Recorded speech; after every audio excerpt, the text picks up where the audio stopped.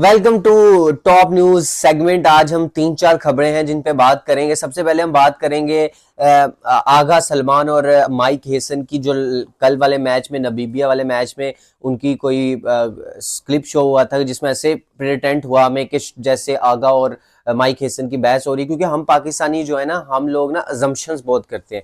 हमारी नेचर ऐसी है कि हम कोई भी चीज करेंगे उसको अज्यूम करेंगे कि ये ऐसा हुआ होगा। ठीक है, उस क्लिप में मुझे तो कुछ नहीं ऐसा लगा कि वहां पे माइक हेसन की कोई बकवास बात हुई है उसके साथ, आगा के साथ, या कोई ऐसी बात हुई है जिसमें एक दोनों का इख्तलाफ है। मेरे ख्याल में कोई रैंडम बात हुई होगी। और दूसरी बात, बहुत सारे लोग ये कह रहे हैं कि भाई साहब आगा चाहते थे बाबर ऊपर जाए और माइक हेसन ने शादाब को ऊपर भेज दिया, नफे को ऊपर भेज दिया। ये ऐसी बात नहीं होती भाई साहब। ये जो डिसीजन होते हैं ये कैप्टन के भी उतने ही होते हैं, कोच के भी उतने होते हैं, क्योंकि स्ट्रेटेजी और प्लानिंग ये सब मिलके की जाती है और कोच का इनपुट हमेशा रहता है। तो आगा ने जो जो रिपोर्ट सामने आई कि आगा ने वो जो बोतल नीचे फेंकी थी, वो इस वजह से नहीं फेंकी थी कि कोई माइक हेसन के साथ उनकी बात हुई, इस वजह से कि वो आउट हो गया था। ऑफ कोर्स जब प्लेयर आउट होके आता है, जब वो उसने 23 बॉल पे 38 किया होता है, उसका कॉन्फिडेंस हाई होता है, छक्के लग रहे होते हैं, और ऐसी मूवमेंट पे वो अपनी गलती की वजह से आउट हो गया था, तो उसके दिमाग में बहुत सारी चीजें चल रही होती है। तो आगा ने उस चीज पे गुस्सा किया और उसकी वजह से उन्होंने वो बोतल नीचे मारी। और वैसे ही माइक हेसन ने ये पूछा था कि किसको भेजना चाहिए, ये वो। तो बाबर का भी इनपुट था कि 12 ओवर हो गया। ऑफ कोर्स यार, इसमें कोई बुरा मनाने वाली बात नहीं है। बाबर आजम का, अगर for example Babar Azam playing 11 में है और हमारी ओपनर हमें 13 ओवर्स तक आउट ही नहीं कोई होता, तो we should go other players जो हिट लगा सकते हैं। Babar is type of anchor player, पहले 10 ओवर में आ सकता है। लेकिन अगर आपका स्टार्ट अच्छा है, आपने अच्छी हेल्दी रन रेट से रन बनाया, तो there is no need of anchor at that time. वहां पे आपको सिर्फ एक्सेलरेट करना है। और बाबर ने भी अंडरस्टैंड किया, ठीक है। और हमारी आवाम ने इसको अलग ही रंग देके बाबर पे प्रेशर डाल रही है कि बाबर को बारी नहीं मिली। यार नहीं बनता था वहां पे, ठीक है। बड़ी टीमें ऐसे ही करती हैं कि अगर उनका अच्छा स्टार्ट है तो वो अपने हिटर प्लेयर्स को ऊपर भेजती है। तो ये प्रमोट करना कोई गलत बात तो नहीं है। ये ज्यादती जूती का नाम दे रहे हैं यहाँ पे इसको, एक्स क्रिकेटर भी। ठीक है, मैं भी इस चीज में मानता हूं कि बाबर को या तो खिलाओ मत, अगर खिला रहे हो तो एज ओपन खिलाओ। साइम की कोई परफॉर्मेंस नहीं है एज ओपन, ठीक है। Babar Azam is your backup opener, middle order में उसकी जगह नहीं बन रही, उसकी जगह फखर जमान जो कि लप्पे तो घुमा लेता है, क्योंकि अब अवेलेबल ऑप्शन नहीं है भाई। तो you have to go with Fakhar Zaman या बाबर आजम को आप। मैं वही कहना, बाबर की परफॉर्मेंसेज अगर आपने निकलवानी है ना, तो आपको टॉप 3 पे उसको रखना पड़ेगा। आगा 4 पे जाएंगे नहीं, क्योंकि आगा ने नंबर 3 पे ही खेलना। तो ये चीजें होंगी। है दूसरी बात, आईसीसी प्लान कर रहा है कि 2029 की चैंपियन ट्रॉफी और 2031 का ओडी वर्ल्ड कप, जो कि इंडिया में स्केड्यूल है, इंडिया और बांग्लादेश में, वो इंडिया से उठा के किसी और कंट्री में शिफ्ट कर दिया जाए, बिकॉज इंडिया और पाकिस्तान के जो रिलेशंस हैं वो अच्छे नहीं है। तो ये खबर जब मैंने सुनी, तो यार रिपोर्ट्स पे तो मैं फुली यकीन नहीं करता, लेकिन 2031 का नहीं मुझे पता, क्योंकि उसका को होस्ट बांग्लादेश है। और जो पाकिस्तान इंडिया की टेंशन है, वो पाकिस्तान के सारे मैचेस बांग्लादेश में होंगे, तो शायद रिजॉल्व हो जाए। लेकिन एक चीज यहाँ पे ये भी मसला आता है कि 2031 का फिर वर्ल्ड कप का जो सेमीफाइनल है वो भी एक बांग्लादेश में होगा, अगर पाकिस्तान पहुंचता है।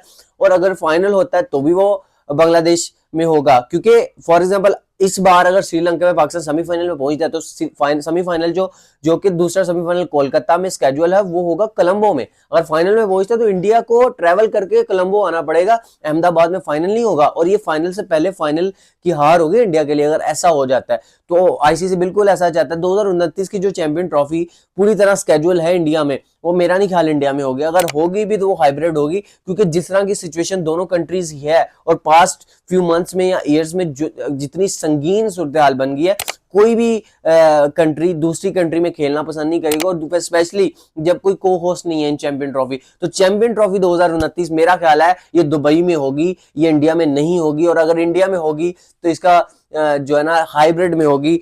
मेरे ख्याल में या तो इसके मैचेस दुबई में खेले जाएंगे या श्रीलंका में खेले जाएंगे। 2031 की पॉसिबिलिटी है, लेकिन 8-9 मैचेस एक ही टीम को एक ही कंट्री में देना, पता नहीं है लॉजिस्टिकली पॉसिबल होगा आईसीसी के लिए या नहीं होगा। मुझे इस चीज का आई एम डाउटिंग, बट मुझे नहीं लगता कि 2031 का इतना बड़ा वर्ल्ड कप जो है ना वो इंडिया से बाहर जाए, क्योंकि इंडिया में ना क्रिकेट की जो मार्केट है वो यहाँ पे स्काई हाई है, और इतने प्रॉफिट्स जनरेट करता है आईसीसी जब इंडिया में इवेंट ज्यादा होते हैं। क्योंकि इंडिया में जो क्रेज ऑफ क्रिकेट है ना वो अनरियल है, ठीक है। और वो सबसे बड़ी गवर्निंग बॉडी है, सबसे अमीर तरीन क्रिकेट बोर्ड है, शेयर्स उसके सबसे ज्यादा आईसीसी में बीसीसीआई के हैं। वहां पे स्टेक होल्डर्स बहुत हैं, ब्रॉडकास्टर अपना बहुत पैसा लगाते हैं। और वहां पे हर मैच को उसकी वैल्यू पता चलती है। तो इंडिया से मेरा नहीं ख्याल, इसी वजह से तो यार इंडिया को बहुत ज्यादा इवेंट्स मिलते हैं। आपने देखा होगा 2023 का ओडीआई वर्ल्ड कप उनको मिला भाई साहब, फिर उसके बाद 2021 का जो वर्ल्ड कप था वो इंडिया होस्ट कर रहा था, लेकिन कोविड के चलते वो दुबई में हुआ था, वो भी इंडिया ने होस्ट किया। उसके बाद 26 का वर्ल्ड कप इंडिया होस्ट कर रहा है, 29 की चैंपियन ट्रॉफी इंडिया को दी गई है, 31 की जो वर्ल्ड कप है वो इंडिया को दिया गया है। तो इंडिया क्योंकि बॉडी इस तरह की है, क्योंकि वहां पे क्रेज है और वहां पे आईसीसी बहुत प्रॉफिट जनरेट करता है स्ट्रीमिंग से भी, हर चीज से भी, तो इस वजह से उनको इवेंट्स मिलते हैं। लेकिन 2031 में देखना पड़ेगा, अभी तो ये रिपोर्ट्स हैं क्योंकि जब बीसीसीआई का बंदा ही आईसीसी रन कर रहा है तो वो कैसे चाहेगा कि इंडिया से बाहर चला जाए। तो ये तो अभी रिपोर्ट्स हैं इस पे अभी। हाँ, अगर इस टाइम पे जय शाह उनके चेयरमैन न होते आईसीसी तो मैं डेफिनेटली कहता कि ये हो सकता है, लेकिन अभी वो हैं तो ये काफी हद तक ये इम्पॉसिबल है। तीसरी हम बात करेंगे शादाब खान अबाउट यूसुफ। यार शादाब, मोहम्मद यूसुफ ने कहा था कि you have to drop Babar Azam Shaheen, और शादाब जब इंडिया से हम ह्यूमिलेशन हमारी हुई थी, डिफीट हुई थी इंडिया के अगेंस्ट इस वर्ल्ड कप में, वन साइडेड गेम हम हारे थे, तो ऑफ कोर्स रिएक्शन सबका आता है। फैंस का वो एक पेंडिंग रिएक्शन था, वो आना ही आना था। क्रिकेटर्स का वो पेंडिंग रिएक्शन था, आना ही आना था। कंस्ट्रक्टिव क्रिटिसिज्म आना ही आना, उसको आप नहीं रोक सकते, और क्रिटिसिज्म प्लेयर को लेना पड़ता है। आप अब कंट्री को कर रहे हो, आप 30 करोड़ आवाम को रिप्रेजेंट कर रहे हो, तो जब आप गलत करोगे तो एक आम फैन भी आपको पॉइंट आउट करेगा। आप ये नहीं कह सकते तू क्रिकेट जानना है कि नहीं कह सकते, बिकॉज आप उनको रिप्रेजेंट कर रहे हो, उनके भी फीलिंग्स है, उनके भी इमोशंस है, और क्रिटिसिज्म से बंदा बेहतर होता है। ठीक है, मैं ये कहता हूं कि पर्सनल क्रिटिसिज्म नहीं होना चाहिए, लेकिन अगर क्रिटिसिज्म हो रहा है तो वो आपकी बेहतरी के लिए है। शादाब ने भाई साहब सीधा सीधा बोल दिया आपने बहुत अच्छा किया होगा, लेकिन वर्ल्ड कप में तो आप भी नहीं जीते उनसे, तो बेसिकली टाउंट मारा यूसुफ को। क्या ये टाउन मार यार, 90s में ना जो हमारे लेजेंड्स हैं उन्होंने बहुत हराया है बायलैटरल्स में,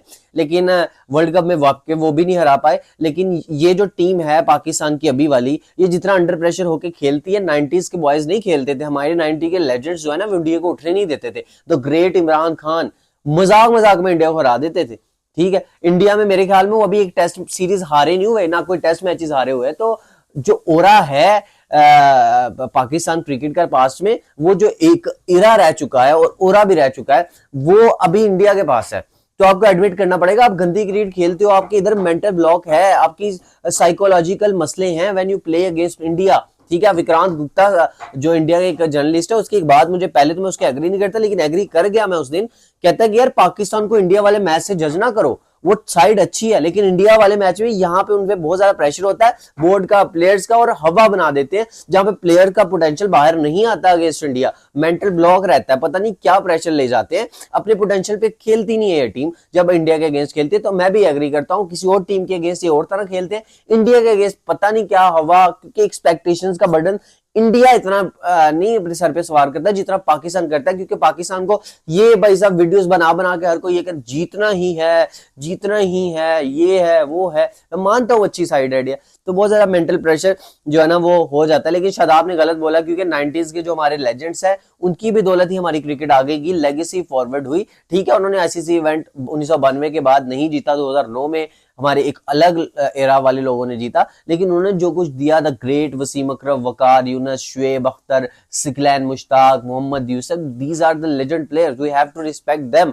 ठीक है, तो उन्होंने अगर कोई बड़ी बात बोल दी थी तो आपको एज अ कंस्ट्रक्टिव क्रिटिसिज्म लेना चाहिए था। आप अपनी परफॉर्मेंस पे फोकस करो, अपनी परफॉर्मेंस से किसी को चुप करवा सकता है बंदा, अदरवाइज बातों से तो नहीं करवा सकता। अगर शादाब खान आप बड़ी टीम के अगेंस्ट परफॉर्म करोगे तो कोई बात नहीं करेगा, आप छोटी टीमों के अगेंस्ट परफॉर्म करोगे तो डेफिनेटली हर कोई बात करता ही करता है।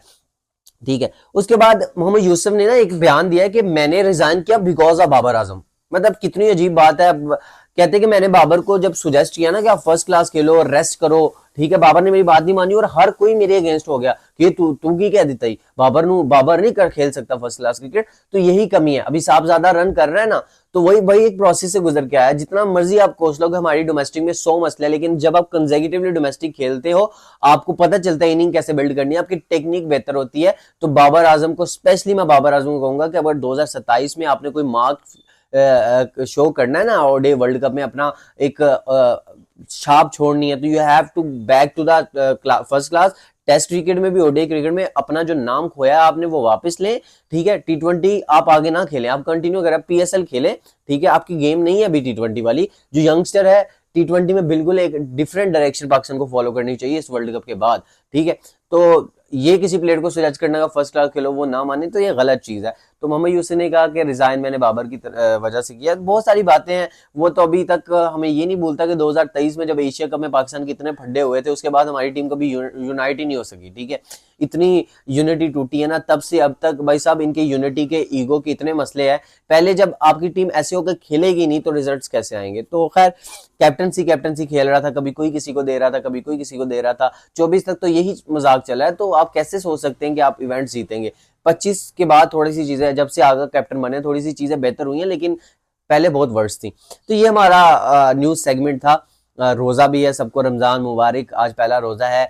हमारा 12th मैन जैसे शादाब ने कहा था आ गया, तो रमजान में तो उम्मीद कर सकते हैं कि कुदरत का निजाम हमारे लिए वापस आए और हम जो हमारा सुपर 8 का पहला मैच अगेंस्ट न्यूजीलैंड है हम वो जीतें और आगे हम प्रोग्रेस कर सकें। वीडियो पसंद आए तो वीडियो को लाइक कर दें, चैनल को सब्सक्राइब करके बेल आइकन को प्रेस करना मत भूलिए। अपना बहुत सारा ख्याल रखा करें। Love you more.